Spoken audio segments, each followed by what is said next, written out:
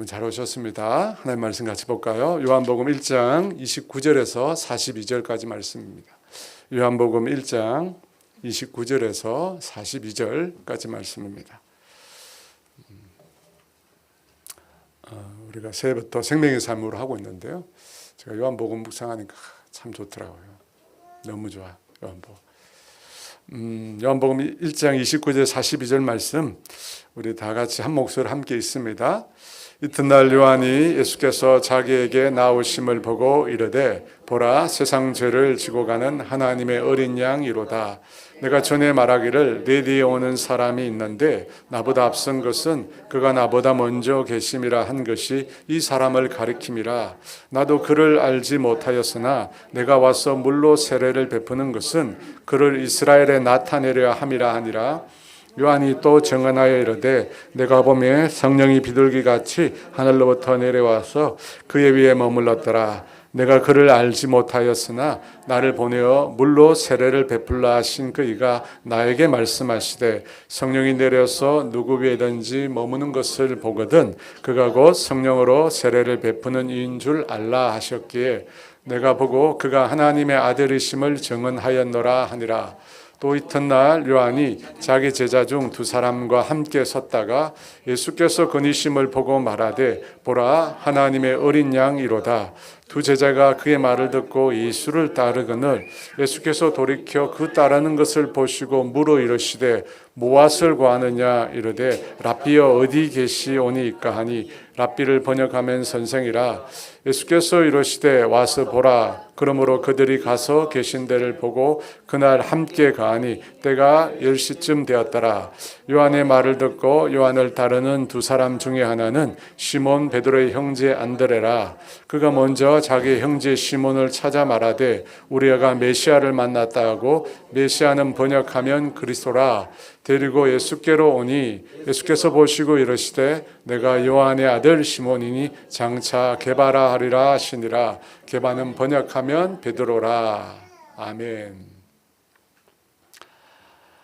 요한은 예수님을 세상 죄를 지고 가는 하나님의 어린 양이라고 말합니다.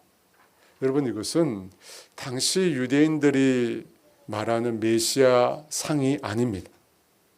이 유대인들 중에 누가 메시아가 세상 죄를 지고 가는 하나님의 어린 양이라고 생각했을까요?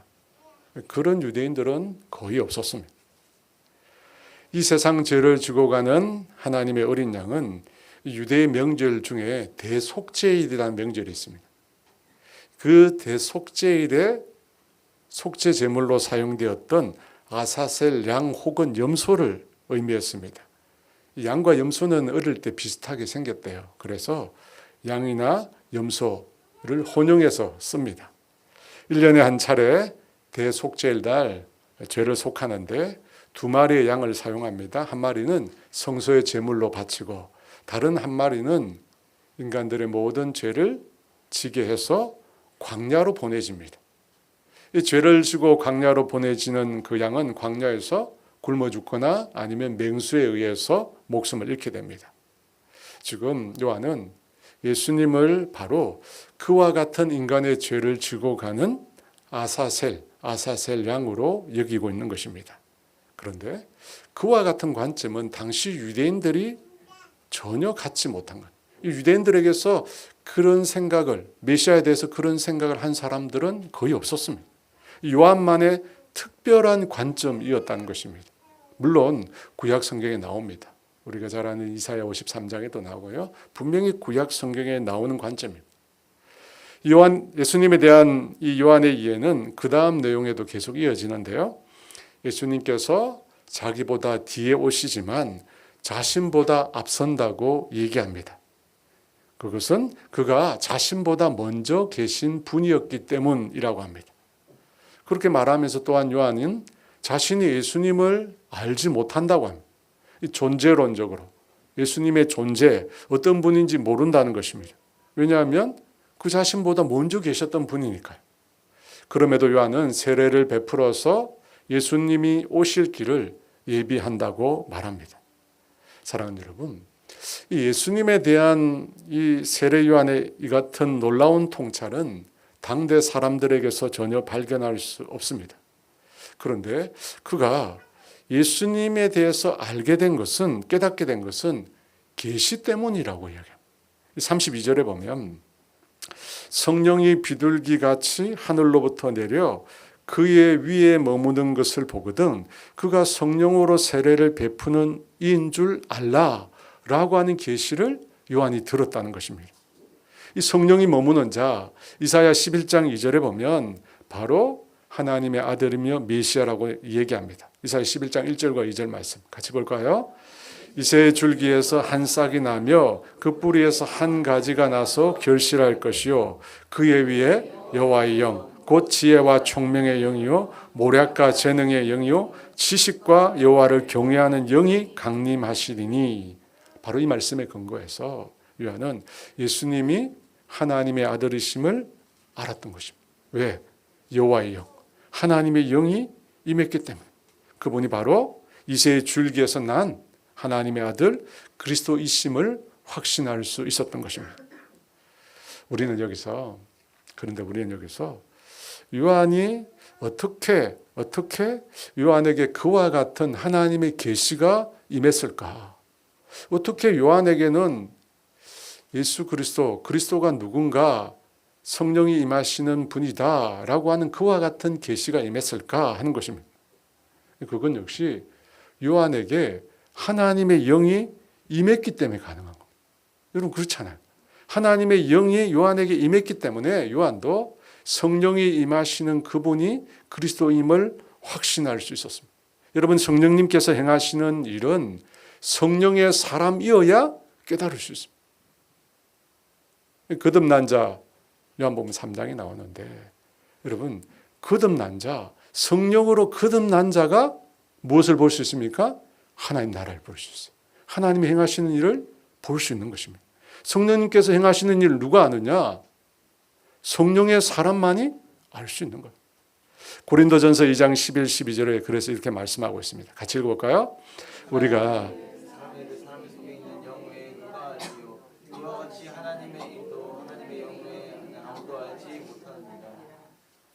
세상의 영을 받지 아니하고 오직 하나님으로부터 온 영을 받았으니 이는 우리로 하여금 하나님께서 우리에게 은혜로 주신 것들을 알게 하려 하십니다. 제가 구절을 잘못 썼나 봐요. 그 뒤에는 이 말씀이 추가되어 있습니다. 우리가 이것을 말하거니와 사람의 지혜가 가르친 말로 아니하고 오직 성령으로 가르친 것으로 하니 영적인 일은 영적인 것으로 분별하느니라. 우리가 하나님께로부터 온 영을 받았기 때문에 뭘 안다고요? 하나님이 행하시는 일을 아는 것입니다. 사람의 지혜가 아니라 성령님께서 가르친 것은 어떻게 해요? 영적으로만 분별 가능한 겁니다. 그래서 우리가 하나님의 일을 알고 하나님께서 행하실 일을 소망할 수 있는 것은 오직 성령님으로 가능한 거예요. 성령님으로. 성령의 사람이 되어야 돼. 늘 성령 충만을 구해야 되는 이유가 여기 있는 거예요. 그렇지 않으면 우리가 하나님 행하신 일을 알 수가 없어요. 우리가 성령의 사람이 되어야 요한이 성령의 사람이었기 때문에 하나님이 행하신 일들을 그가 계시로 알고 깨닫는 것처럼 우리도 성령의 사람이 되어야 하나님이 행하시는 일들을 분별하고 알 수 있다는 것입니다. 사랑하는 여러분, 성령 충만하고 성령으로 모든 것을 분별한다고 할 때 사람들 중에는 뭔가 환상이나 아니면 밝은 빛이 임하거나 아주 특별한 느낌이 자신에게 임하는 것들로 그렇게 생각하는 분들이 있는데 그런 것들이 불가능한 것은 아닙니다. 그런 것도 가능해요. 다만 하나님께서 행하시는 일들은 성경의 말씀을 통해서 말씀하신다. 하나님께서 행하시는 일들, 빛이나 환상이나 이런 걸 통해서도 알 수 있겠지만 성령님께서 이미 계시된 말씀을 통해서 우리에게 가장 많이 말씀하신다는 사실을 우리가 기억해야 됩니다. 여러분 우리가 기도 가운데도 하나님이 감동을 주시잖아요. 근데 그 감동도 사실 보면 말씀 가운데 나타난 것입니다. 우리가 잘 몰라서 그렇지 하나님의 말씀 가운데 다 기록되어 있는 것입니다. 그러므로 이미 하나님께서 우리에게 계시된 하나님의 말씀 성경 여러분, 이 성경을 우리가 가까이 하고 이 성경을 매일 묵상하는 것이 제일 중요합니다. 그럴 때 성령님께서 행하시는 일들, 하나님께서 행하시는 일들이 깨달아지는 거예요. 깨달아지는 거예요. 그러면 여러분, 매일 경건의 시간 가지셔야 돼요. 당연히 저는 갖고 있다고 생각이 드는데 반드시 그 경건의 시간을 통해 하나님의 말씀을 듣고, 그리고 그 말씀을 통해서 하나님이 행하시는 일들이 우리가 믿음으로 바라봐지는 거예요. 그렇게 되는 은혜가 있기를 원합니다. 여러분, 예수님 당시는 지금 우리가 가지고 있는 이 말씀이 없었어요. 이 말씀이 없었어요. 그런 열악한 상황이었지만 요한은 하나님의 임재를 경험했어요. 그리고 성령 충만한 주의 사람이었습니다. 그랬기에 그리스도에 대한 계시가 주어졌고, 당대 사람들이 알지 못하는 놀라운 영적인 통찰력을 그가 소유하게 되었습니다. 그 결과 뭡니까? 예수님의 길을 예비할 수 있었어요. 예수님이 행하실 일을 미리 그가 준비할 수 있었던 것입니다. 그래서 주님이 요한에 대해서 이런 평가를 하셨어요. 마태복음 11장 9절에 11절 말씀 같이 있습니다. 그러면 너희가 어찌하여 나갔느냐? 선지자를 보기 위함이었더냐? 옳다, 내가 너희에게 이르노니 선지자보다 더 나은 자니라. 기록된 바 보라, 내가 내 사자를 내 앞에 보내노니 그가 내 길을 내 앞에 준비하리라 하신 것이 이 사람에 대한 말씀이니라. 내가 진실로 너에게 말하노니 여자가 낳은 자 중에 세례 요한보다 더 큰 이가 일어남이 없도다. 그러나 천국에서는 극히 작은 자라도 그보다 크니라. 요한에 대해서 뭐라고 얘기합니까? 선지자보다 나은 자, 내 사자라고, 내 길을 예비한 자라고 말씀하십니다. 여자가 낳은 자 중에 세례 요한보다 큰 이가 없다고. 무슨 말입니까? 구약의 인물 중에서 세례 요한이 가장 높은 위치에 있다는 겁니다. 여러분, 그랬기 때문에 그가 예수님의 길을 예비했습니다. 사랑하는 여러분, 요한은 예수님 당시 너무나 위대한 하나님의 사람이었습니다. 영적인 거장이었습니다. 그런데 그런 요한인데 이튿날, 성경에 보니까 이튿날 자기 두 제자와 함께 서 있다가 예수님께서 그 앞을 지나가시는 것을 그가 보게 됩니다. 요한의 자기 제자라고 해요. 요한의 자기 제자. 여러분, 제자라면 뭡니까? 요한을 따르는 자잖아요. 스승인 요한을 충성스럽게 따르는 자입니다. 근데 그 두 사람이 보고 있는데 요한이 다시 한번 예수님을 가리켜 세상 죄를 지고 가는 하나님의 어린 양이라고 합니다. 그 말을 듣고 요한의 이 두 제자가 어떤 행동을 보였을까요? 37절 말씀 같이 읽어볼까요? 두 제자가 그의 말을 듣고 예수를, 두 제자가 요한의 말을 듣고 누굴 따라요? 예수님을 따라 가버렸어요. 예수님 따라 가버려요. 여러분, 이 장면을 우리가 보면 여러분 어떤 마음이 듭니까? 요한의 제자는 지금 요한의 가르침을 받고 요한을 따르는 자들입니다. 여러분, 제자라는 말을 쉽게 쓰는 말 아니잖아요. 우리가 요즘 같은 학교에서 뭐 30명, 40명 이런 제자가 아니에요. 당시 제자들은 우리가 도자기 공이 그 제자에게 도자기를 가르치더라고요. 그런 스승과 제자 관계예요. 아주 친밀한 관계. 근데 그랬던 사람들이 요한이 가르쳐 말하는 예수님을 보고 요한을 버리고 예수님을 따르게 되었다는 거예요. 여러분, 그럴 때 어떤 느낌이 들까요? 내가 가르치는 제자가 있는데, 내가 사랑해서 가르치는 제자가 있는데, 내가 참 존경하는 분을 소개를 했는데 그놈이 스승인 나를 버리고 내가 말한 사람을 따라가 버린 거예요. 여러분, 어떤 느낌이 들까요? 이 배신 아니에요, 이거? 제자 맞나? 그런 생각 안 듭니까? 내가 참 이분이 참 귀한 분이다 이 얘기를 하면 보통 사람은 참 우리 스승님은 성품이 좋구나, 다른 사람을 높일 줄 알고 참 배울 게 많아, 그러면서 더 충성스럽게 따라야 되는데 그게 아니라 나를 버리고 떠나버린 거예요. 여러분, 말이 안 되죠.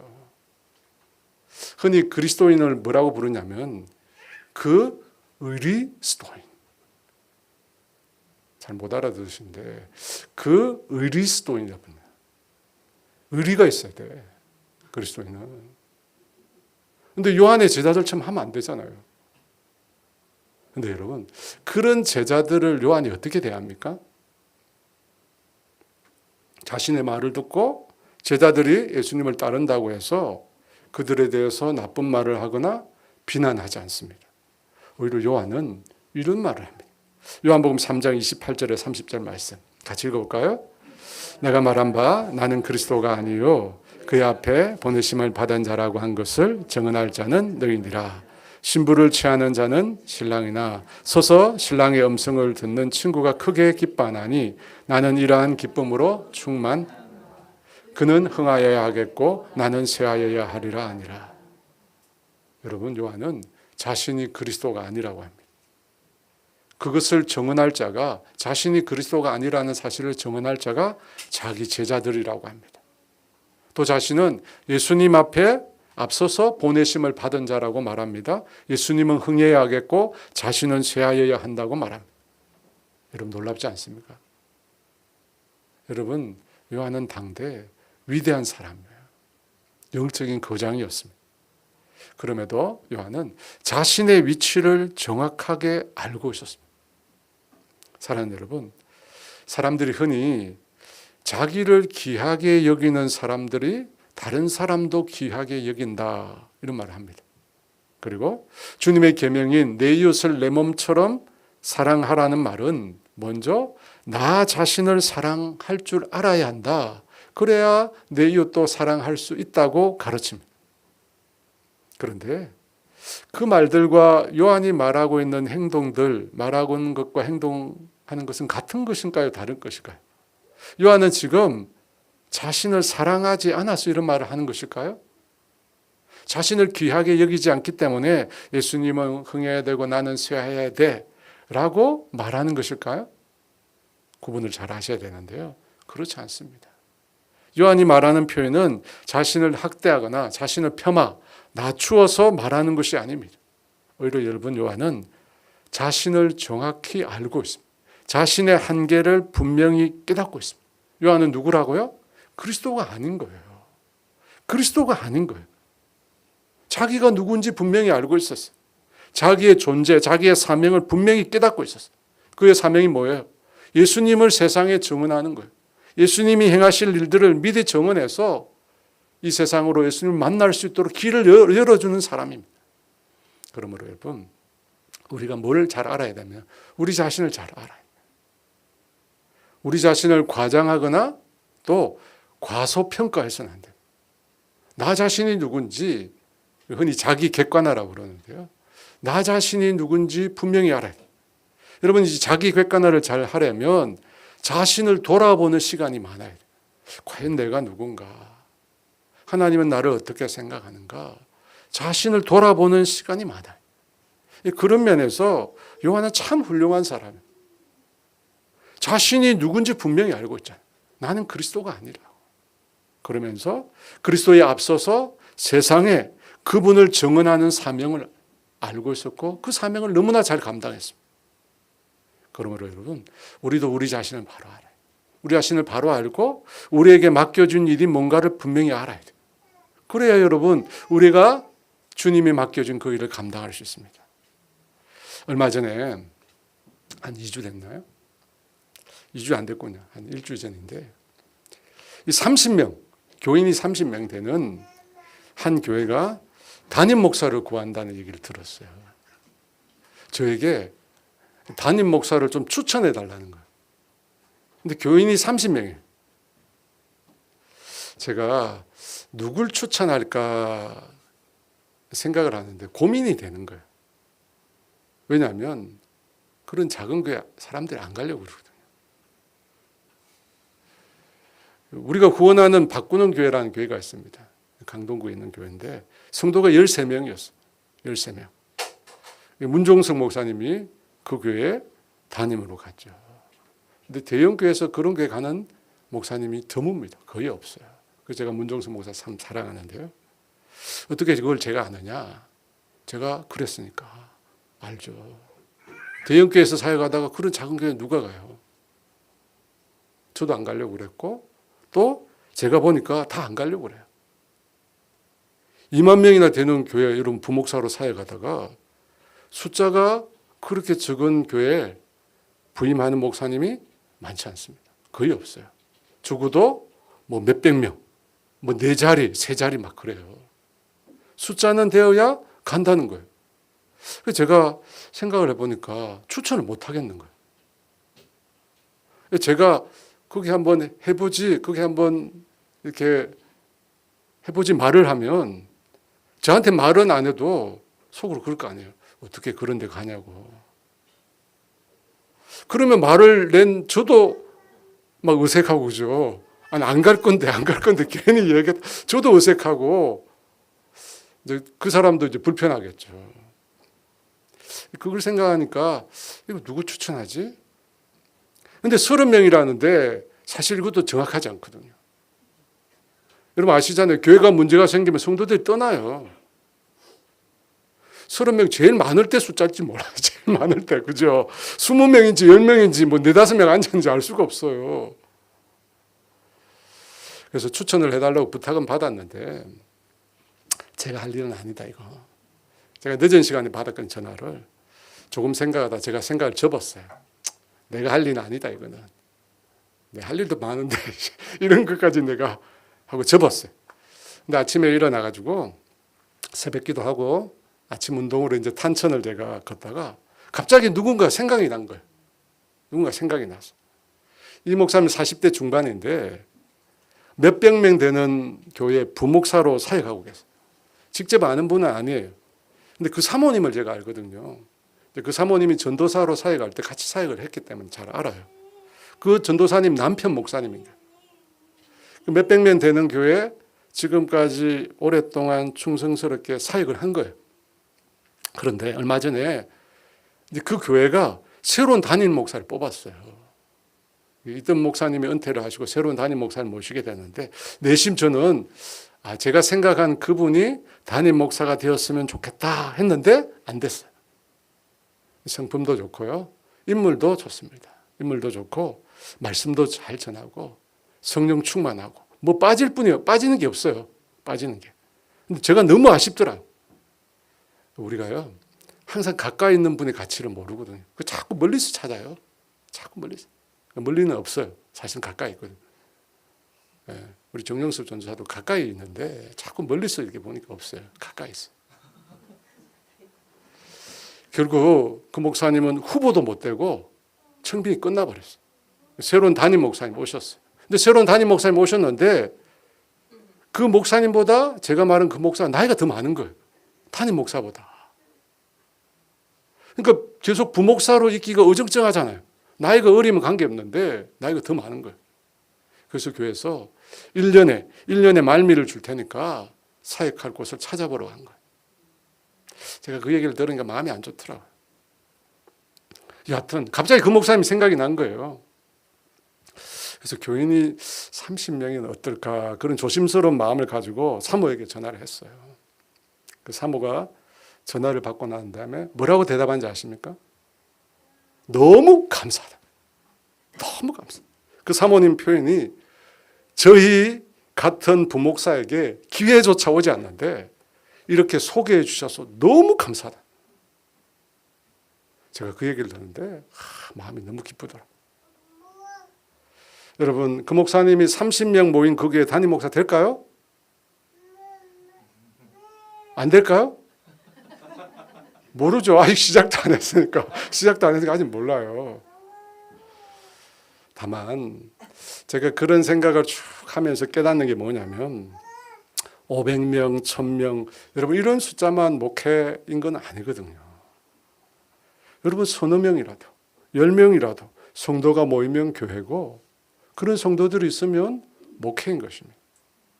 저는 그런 기회조차 감사하다 말하는 그 목사님과 사모님이 꼭 그 교회 되리라고 믿습니다.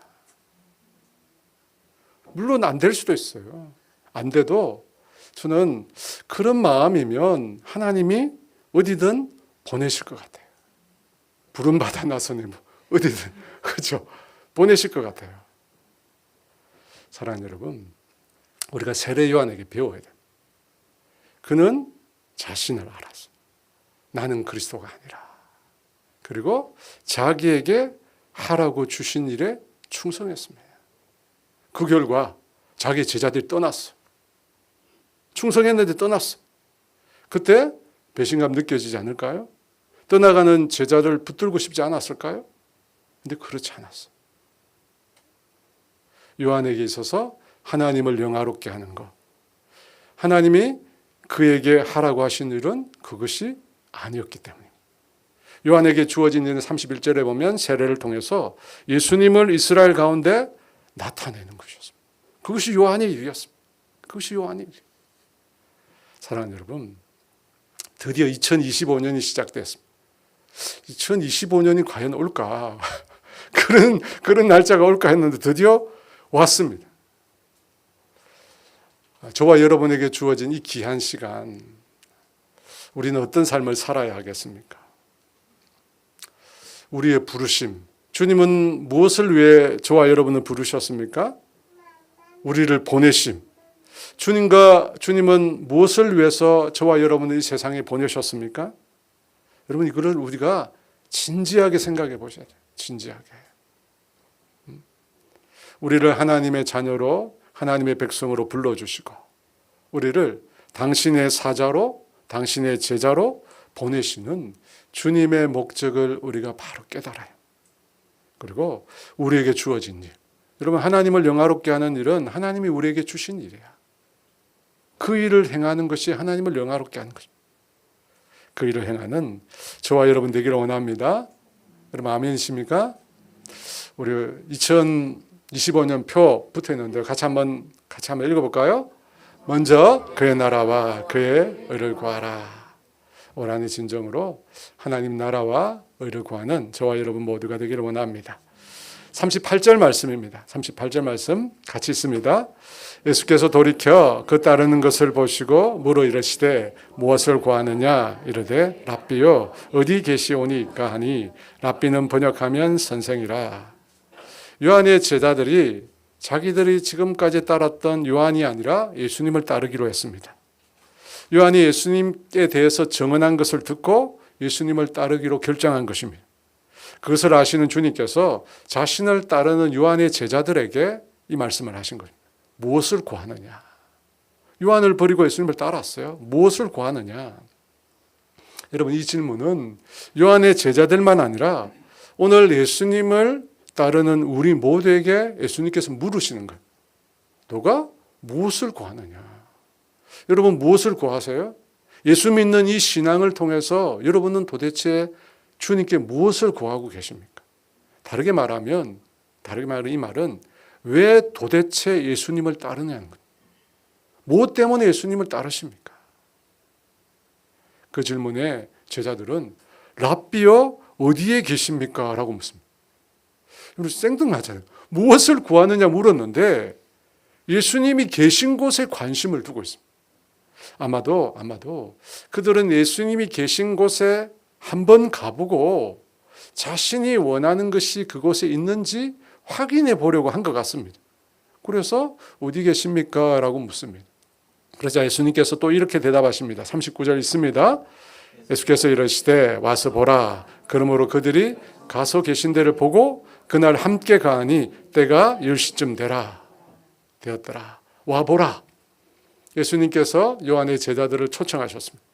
그리고 그들이 예수님께서 계신 곳에 가보고 그날부터 예수님과 함께 거하게 되었다고 합니다.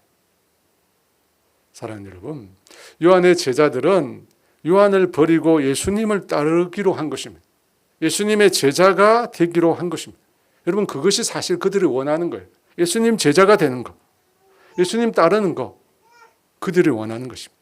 그 말을 듣고 예수님께서 그들을 초대하셨어요. 그리고 예수님 계신 데를 보고 그 다음에 어떻게 됐다고요? 예수님과 함께 하게 되었다고 합니다. 여러분, 이 말이 무슨 뜻일까요? 예수님을 따르는 삶은 예수님과 함께하는 삶이라는 겁니다. 여러분, 예수님을 따르는 삶의 시작은 예수님과 함께하는 것에서 시작된다는 거예요. 그래서요, 제자들을 부르는 또 다른 본문인 마가복음 3장 13절은 이렇게 말합니다. 같이 있습니다. 또 산에 오르사 자기가 원하는 자들을 부르시니 나온지라. 이에 12를 세우셨으니 이는 자기와 함께 있게 하시고 또 보내사 전도도 하며. 12명의 제자를 세우시잖아요. 그 첫 번째가 뭐였어요? 자기와 함께 있게 하시고. 여러분, 함께 하는 것이 제자됨의 첫 시작이에요. 그들이 원하는 제자됨이 뭐냐? 예수님과 함께 하는 것입니다. 하나님이 우리 인생을 창조하신 목적이 뭡니까? 왜 하나님께서 자기 형상을 따라 우리 인생을 지으셨습니까? 하나님과 함께 교제하기 위해서입니다. 하나님께서 인생을 구원하시기 위해 예수님을 보내셨습니다. 예수님을 보내신 목적이 뭐예요? 마태복음 1장 23절 있습니다. 보라, 처녀가 잉태하여 아들을 낳을 것이요 그의 이름은 임마누엘이라 하리라 하셨으니 이를 번역한적 하나님이 우리와 함께 계시다 함이라. 임마누엘, 예수님 보내신 목적이 뭔가? 하나님이 우리와 함께 하시기 위해서입니다. 오늘 우리를 예수님의 제자로 부르시는 목적이 뭔가? 예수님을 따르시게 하는 목적도 첫째로 함께 하시기 위해서. 함께 하시기. 마태복음 28장 20절 예수님의 지상명령 맨 마지막으로 하신 말씀 뭡니까? 세상 끝날까지 너희와 함께 있겠다. 여러분, 천국은 어떤 곳입니까? 주님과 함께 하는 것이에요. 여러분, 마르다가 예수님을 자기 집으로 영접했습니다. 마르다가 예수님을 대접하기 위해서 많은 일로 그 신경이 곤두서 있었습니다. 그래서 동생이 자기를 돕지 않는다고 예수님께 원망했습니다. 그때 예수님께서 마르다에게 뭐라고 말씀하셨습니까? 한 가지만이라도 족하다. 그러면서 마리아가 좋은 편을 택했다고 합니다. 여러분, 마리아가 택한 좋은 편이 뭐죠? 예수님의 발 앞에 앉아서 예수님의 말씀을 듣고 예수님과 함께 교제하는 거예요. 교제하는 거예요. 여러분, 이 모든 것들을 살펴보면 우리의 신앙의 행위는 신앙 생활의 제일 중요한 초점은 뭐라고요? 먼저 주님과 함께하는 거예요. 주님과 함께하는 거예요. 여러분, 모든 것이 주님과 함께하는 것에서 나오는 거예요. 여러분, 우리 신앙의 삶 모든 목적이 주님과 함께하는 것에서 나오는 거예요. 근데 이게 잘 안 되거든요. 익숙하지 않으니까. 그러면 여러분, 주님과 더 깊은 교제 가운데 주님과 함께하는 것에 익숙해지는 저와 여러분 되기를 원합니다. 여러분, 그것에서 진짜 신앙의 맛이 나오는 거예요. 주님과 함께하는 데서 진짜 신앙의 기쁨, 평안, 즐거움, 감사 이런 게 나오는 거예요. 그뿐만 아니에요.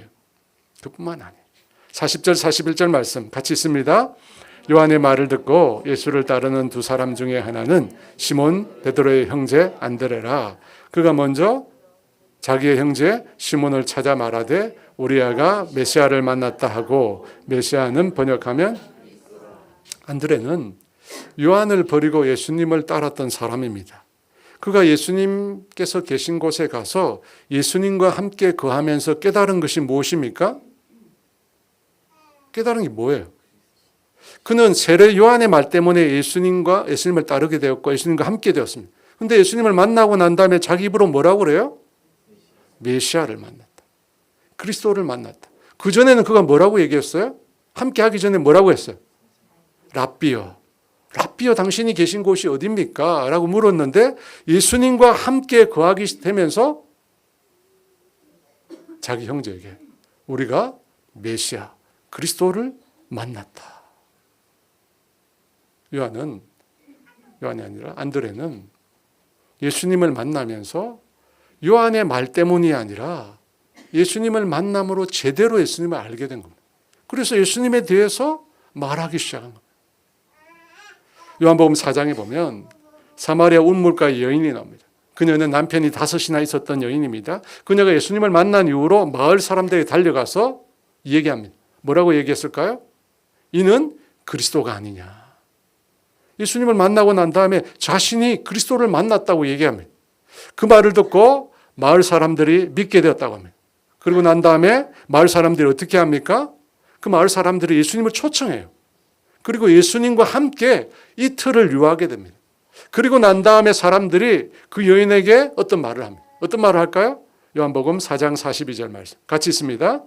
그 여자에게 말하되 이제 우리가 믿는 것은 내 말로 인함이 아니니 이는 우리가 친히 듣고 그가 참으로 세상의 구주신 줄 알미라 하였더라. 우리가 믿는 것은 내 말로 인함이 아니라고요. 우리가 친히 듣고 그가 세상의 구주임을 알게 되었다는 거예요. 여러분, 예수님을 따르는 우리는 예수님을 이 세상에 증거해야 합니다. 여러분, 그 증인의 삶은 어떻게 이루어지는 것일까요? 오늘 안드레의 모습, 그리고 사마리아 여인이 살았던 동네 사람들의 모습을 생각해 보십시오. 어떻게 그들은 예수님을 증거하게 되었습니까? 예수님과 교제하고 예수님과 함께 했기 때문에. 그죠? 예수님과 교제하고 예수님과 함께 하게 되면 그 다음에 예수님을 증거하게 된 거예요. 안드레가 그랬잖아요. 예수님이 계신 곳에 함께 머물며 예수님과 함께 하니까 랍비라고 얘기했는데 그 다음 그 형제를 만나서 베드로에게 내가 메시아를 만났다. 내가 메시아를 만났다. 여러분, 우리가 예수님과 교제해야 돼요. 예수님과 함께 해야 돼요. 여러분, 그렇게 할 때 우리가 예수를 따르는 자의 삶을 살 수 있는 거예요. 우리가 제자훈련, 전도훈련, 선교훈련 많이 받습니다. 여러분, 필요 없다는 말이 아니에요. 그런 훈련이 필요합니다. 근데 뭐예요? 예수님과 교제하지 않으면, 예수님과 만나지 않으면, 예수님과 함께하지 않으면 그 모든 훈련이 아무 쓸모가 없습니다. 훈련 아무리 많이 받아요. 아무 쓸모. 예수님과 교제하기 때문에. 예수님과 함께하기 때문에 제자 훈련이 의미가 있고, 예수님과 함께했기 때문에 전도훈련, 선교훈련 그 자체가 능력이 나타난 거예요. 예수님과 함께했기 때문에. 예수님과 교제함으로 예수님을 알게 되고 예수님의 사랑과 그분의 은혜를 알게 되면 그분을 사랑하게 되고 그래서 예수님 전하게 되는 겁니다. 그러니까 여러분, 그 시작은 예수님과의 교제에 있어요. 예수님 만나요. 요한복음 15장 4절과 5절 말씀 같이 읽을까요? 내 안에 거하라 나도 너희 안에 거하리라. 가지가 포도나무에 붙어있지 아니하면 스스로 열매를 맺을 수 없음 같이 너희도 내 안에 있지 아니하면 그러하리라.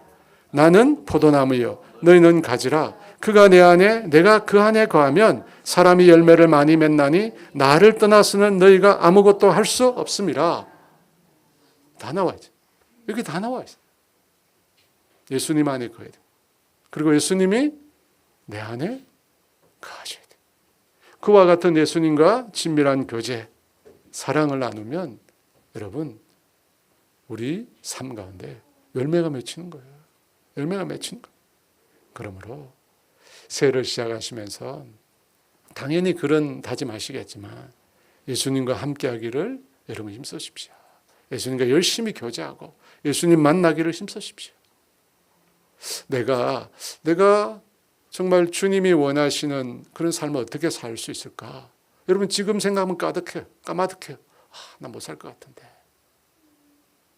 여러분, 예수님과 함께하면, 예수님과 교제하면, 그분의 사랑을 경험하면, 그분의 은혜를 경험하면, 그분을 통해서 성령의 충만함을 경험하면 여러분, 살려고 하지 않아도 살게 됩니다. 그래서 안드레가 그러잖아요. 내가 메시아를 만났다. 여인이 그러잖아요. 이는 그리스도가 아니냐. 동네 사람들이 말하잖아요. 여인 당신의 말 때문이 아니라 우리가 주님의 말씀을 듣고 그분과 교제함으로 우리가 주님을 믿게 되었다. 그분이 구세주라. 그런 은혜가 저와 여러분에게 있기를 주의 이름으로 축원합니다. 우리 주님 말씀하시면 우리 함께 찬양하며 주와 함께 나아가겠습니다.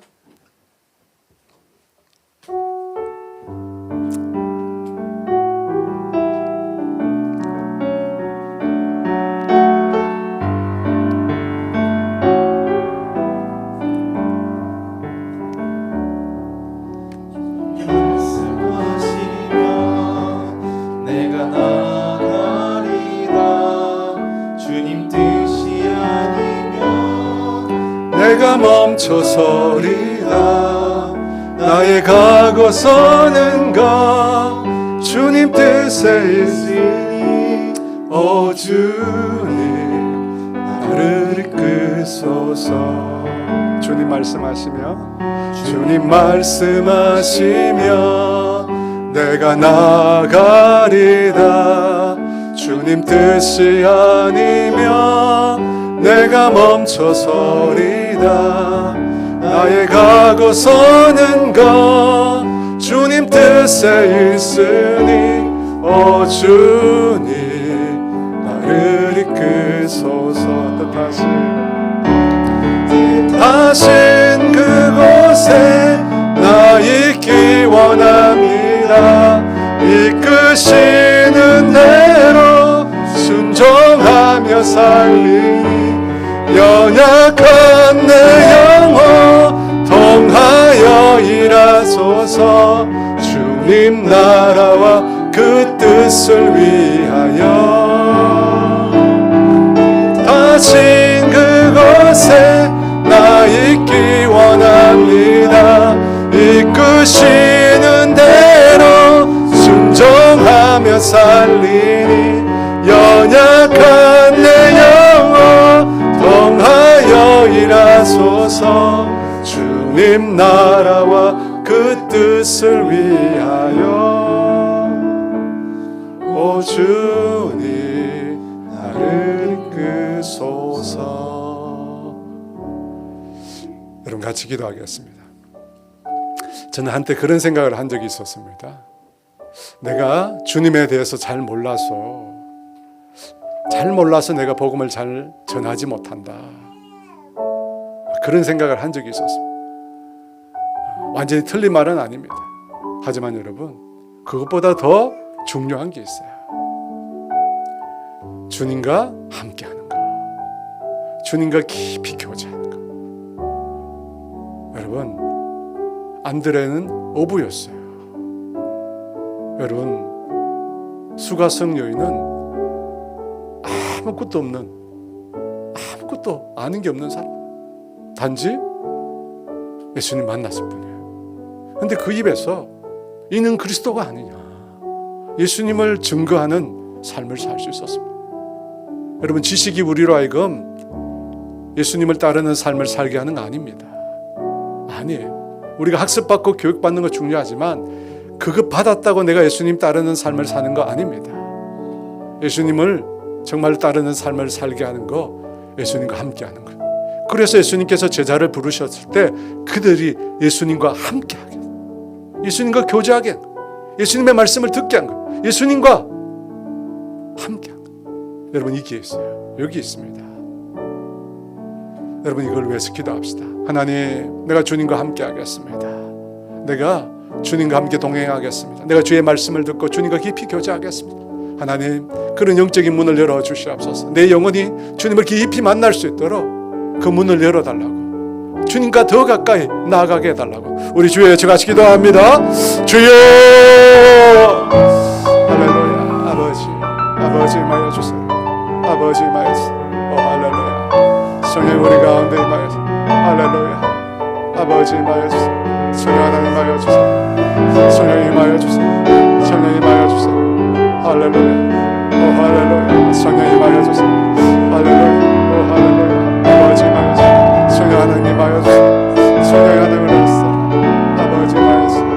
성령 우리 가운데 임하여주세요. 성령 우리 가운데 임하여주세요. 성령 임하여주세요. 성령 임하여주세요. 할렐루야. 오 할렐루야. 오 할렐루야. 오 할렐루야. 성령 임하여주세요. 할렐루야. 오 할렐루야. 오 할렐루야. 오 할렐루야. 오 할렐루야. 성령 임하여주세요. 성령 임하여주세요. 성령 임하여주세요. 성령 임하여주세요. 성령 임하여주세요. 성령 임하여주세요. 아버지 아버지 주여, 아버지 아버지 아버지 아버지 아버지 아버지 아버지 아버지 아버지 아버지 아버지 아버지 아버지 아버지 아버지 아버지 아버지 임하여 성령 하나님 임하여주세요. 할렐루야. 성령 하나님 임하여주세요. 아 할렐루야. 우리 가운데 임하여주세요. 아버지 아버지 알라사라 아버지 알라사 아버지 임하여주세요. 아버지 우리 가운데 충만히 주의 영으로 주의 영으로 주의 영으로 우리 가운데 주의 영으로 우리 가운데 주의 영으로 주의 영으로 오 할렐루야. 오 할렐루야. 오 할렐루야. 오 할렐루야. 오 할렐루야.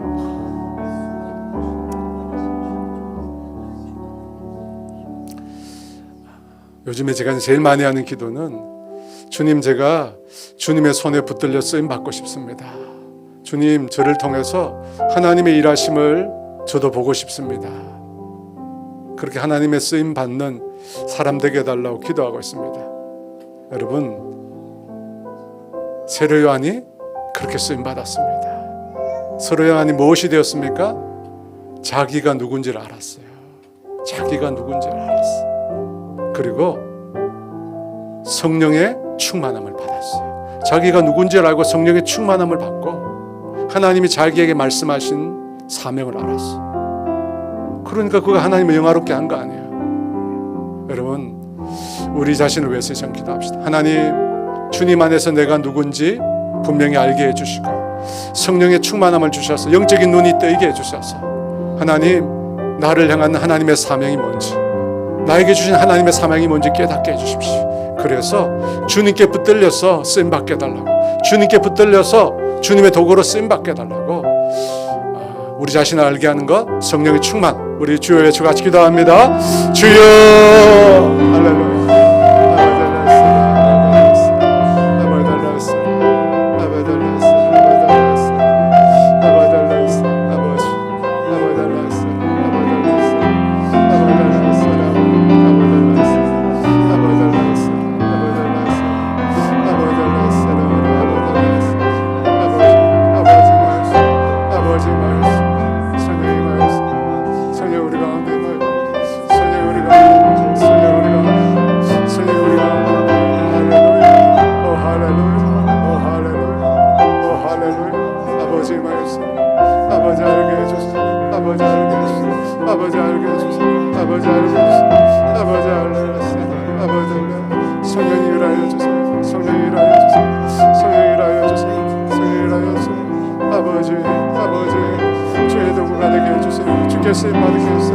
아버지, 영혼을 건지는데, 아버지, 생명을 건지는데, 몸의 교회를 살리는데, 아버지, 쓰임받는 인생 되게 해주세요.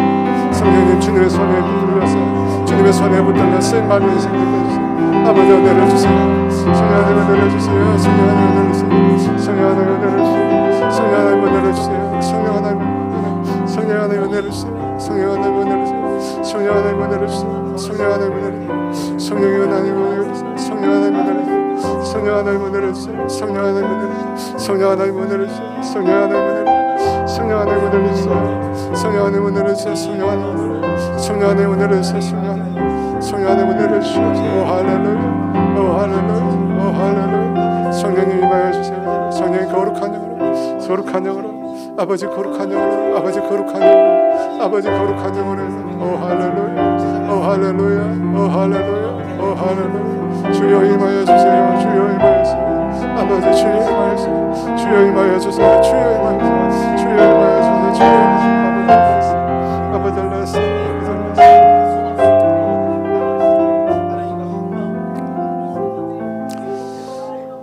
여러분, 계속 기도할 때 몸된 우리 분당 오륜교회를 위해서 기도합시다. 주님, 하나님, 우리 교회를 향한 하나님의 뜻과 목적이 있는 줄 압니다.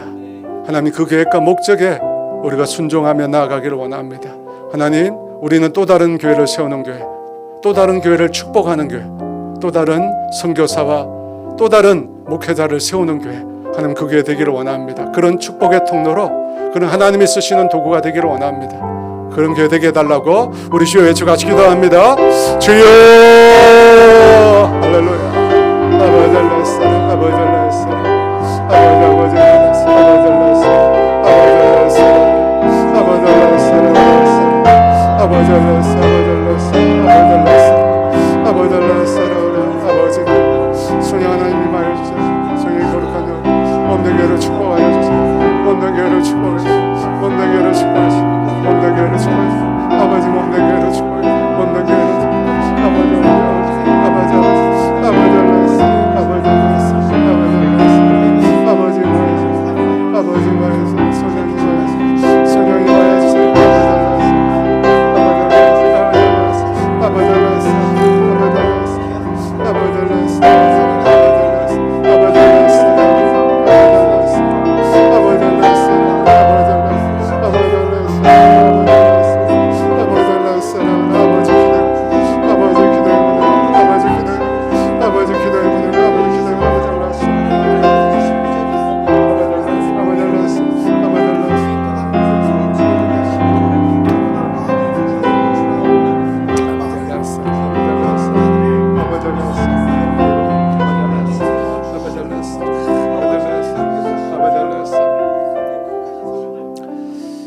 계속해서 기도할 때 우리 교회 환자들을 위해서 기도해 주시기 바랍니다.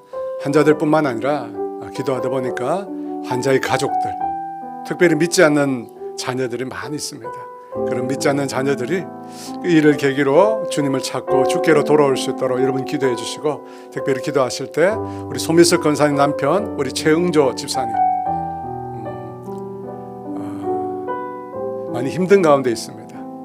우리 집사님이 마지막까지 주님 주신 그 믿음 꼭 붙들 수 있도록 여러분 위해서 기도해 주시고, 우리 권사님 위해서 기도해 주시고, 자녀들 위해서 기도해 주시면 좋겠습니다. 더불어 여러분 우리 다음 세대 자녀들 겨울 캠프가 있습니다. 이 캠프 통해서 우리 자녀들이 주님 다 만날 수 있도록, 하나님의 은혜를 경험하고 그들을 향한 하나님의 인생의 비전을 깨달을 수 있도록 우리 주여 외쳐같이 기도합니다. 주여 할렐루야. 아버지 임하여 주세요. 성령님 할렐루야. 성령님 임하여 주세요.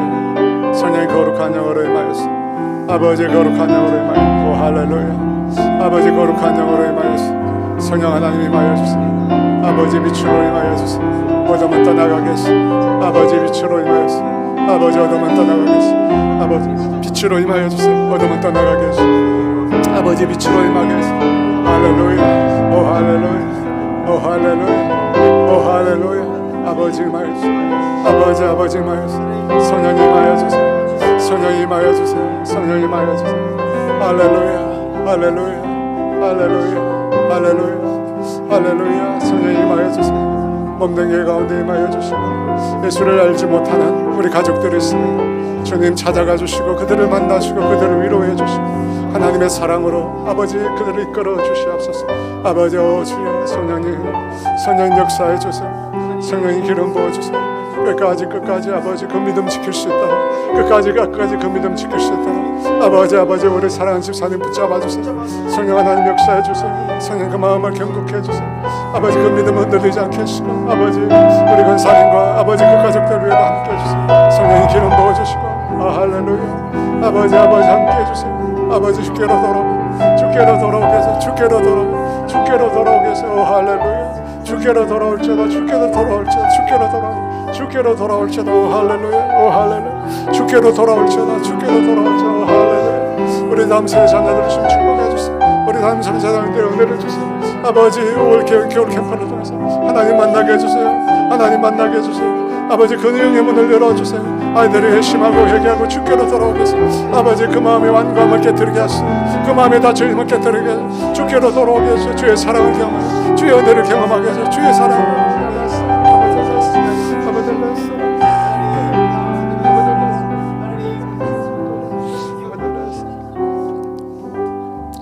마지막으로 나라와 민족을 위해서 기도합시다.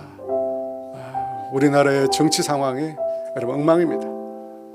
경제도 엉망이고 남북 문제를 비롯한 외교 문제도 정말 엉망입니다. 캄캄한 흑암 속에 우리 민족이 갇혀 있습니다. 여러분 이럴 때일수록 그리스도인들이 빛을 밝혀야 될 줄 믿습니다. 여러분 우리가 나라와 민족을 위해서 기도합시다. 하나님 이 민족을 불쌍히 여겨주시고 하나님 회개하게 하시고 돌이키게 하시고, 아버지 주께로 돌아오면 살 수 있습니다. 주께로 돌아오면 다시금 빛이 비칠 수 있습니다. 이 민족이 주께로 돌아설 수 있도록 우리 주여 외쳐 같이 기도합니다. 주여 할렐루야. 오 할렐루야. 아버지 성령이 임하여 주세요. 아버지 주여 도와주세요. 아버지 이 민족을 돌이키게 해주세요. 아버지 이 민족을 돌이키게 해주세요. 아버지 이 민족이 돌이키게 해주세요. 아버지 이 민족이 돌이키게 해주세요. 주여 용서하여 주세요. 주여 우리의 교만을 용서하여 주시고, 우리 아버지 탐욕과 우리 아버지 교만과 우리의 악함과 우리의 병듦과 우리 아버지 안에서 주여 우리의 죄악을 용서하여 주시옵소서. 아버지 우리가 영적으로 병들었습니다. 우리가 영적으로 주여 용서해 주세요. 한국교회가 영적으로 병들었습니다. 우리가 아버지 죽어 있습니다. 아버지 우리를 새롭게 해주세요. 아버지 우리가 얘기하고 돌이켜야 합니다. 우리가 얘기하고 주께로 돌아서야 합니다. 주께로 돌았으면